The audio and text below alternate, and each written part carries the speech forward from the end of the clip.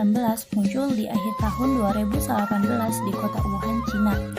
Di Cina, nyebar ke Indonesia di bulan Maret 2020.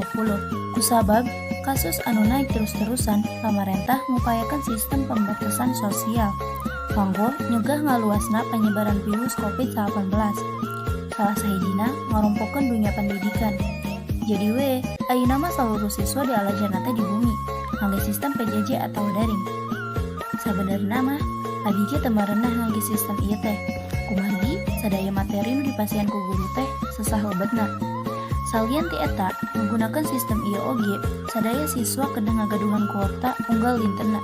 Padahal henteu sadaya siswa ngagaduhan artos kanggo meser kuotana. Sanaos kitu, urang sadaya salaku siswa kedah tetep ngagaduhan semangat diajar. Kusabab manusia henteu tiasa ngalakukan perkara lamun henteu ngagaduhan ilmu.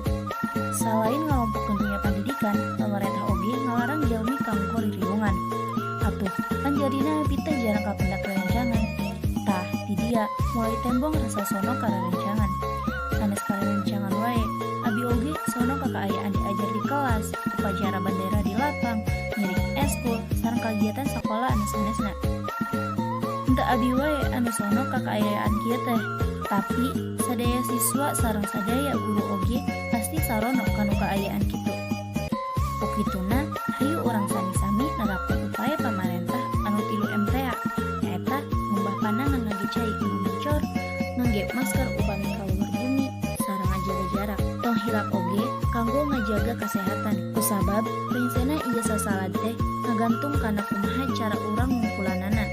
Harapan abdi di mangsa ieu nyaeta miharep sakola enggal dibuka deui, enggal tiasa sasanoan sareng rerencangan, enggal tiasa ngalakukeun kagiatan-kagiatan sakola, sareng enggal tiasa hirup normal siga sata acan aya sasalad. Tapi henteu hilap kana ngajaga kabersihan sareng kasehatana supaya eta sasalad henteu kaalaman deui.